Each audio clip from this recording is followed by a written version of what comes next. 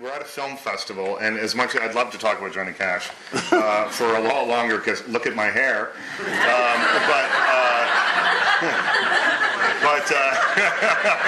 It's the Johnny Cash hair is really sort of the slick back, you know.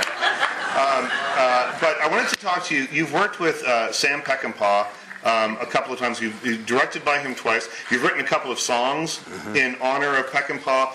And you know, as a film geek, I've only ever read about him, and I've read stories about him and things. But I'd like to hear. It suddenly got much louder in here. I'd like to. Hello, there we go. Not mine. Here, you take that one, Kris, and I'll. Hello, yeah. Hello. No, it's still. Oh. It was going so well there for a second. It was. Oh, there we go. But you've worked with him a number of times. You've written a couple of songs in tribute to him, and the things that I've heard about him have been that he was a difficult guy who was drunk all the time. I would like to hear an expanded version why he was your friend. No, why he was your friend, and more about what made him special. I respected him as an artist. Was an unbelievable filmmaker. Yeah. I don't think the film I did with him was one of his best. But Straw Dogs and oh God, here I go. The first big one. What was the biggest? Wild Bunch. Right.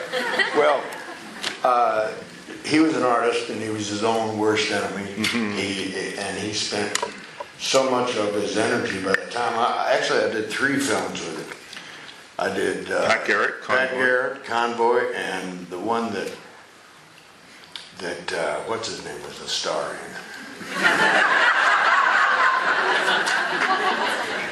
Well, you keep talking, and I'll look it up.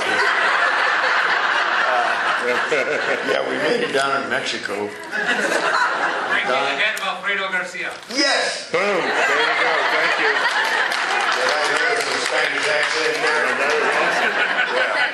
That was great. Thank you. All right. Who was the star? Oh, it was Warren Oates. Warren Oates. Yeah. Right. Yeah. But what was it about Sam, other than his great artistry, that I mean, you know, you worked with a lot. You worked with Scorsese. You've worked with you know, all sorts of people like that. You're not writing songs about all those people, but you did about him. What was it that drew you to him? It might have been the self-destructiveness we had in common. I think it was just that he believed in his art, in his work, and it came first, in front of everything else. And I had the feeling that it was burning out his energy at the end. He was spending so much time arguing with MGM, you know, that Pat Garrett kind of suffered for it. But and they took it away from him. They stole it. Well, there's a recut version. The original version that he wanted to release and that never got released is out on DVD, and it's a revelation. When you see it, the way he wanted to see it, and it has my single favorite line that you've ever uttered on screen in it. And I wanted to ask you about that. You're about to shoot the deputy, and you've got a shotgun full of dimes, and you're like, "Keep the change, Bob." Boom. That is a great movie line. That was an ad-lib. Was it?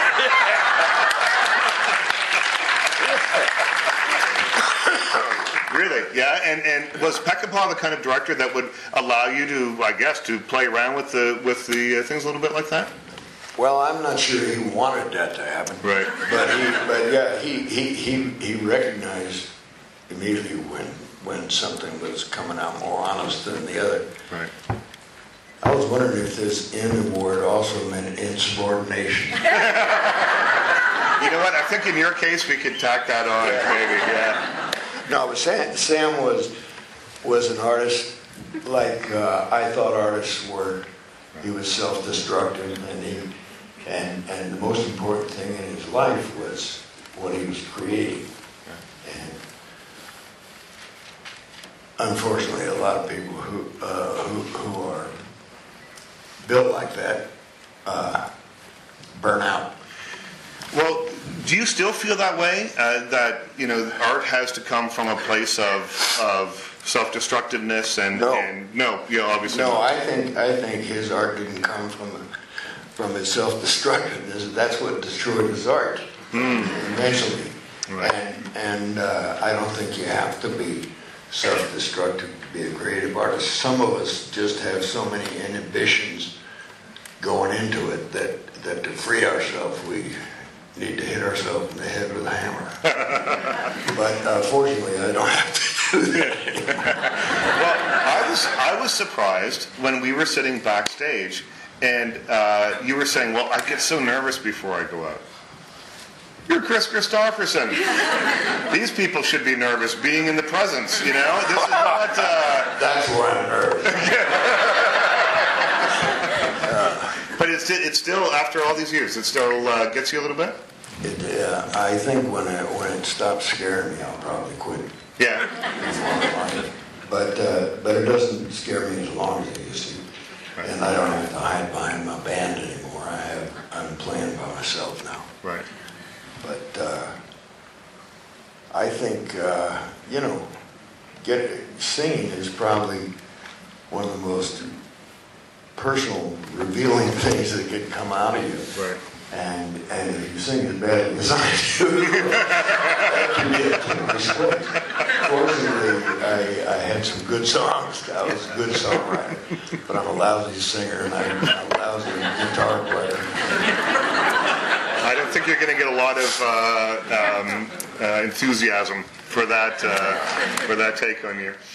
Canada.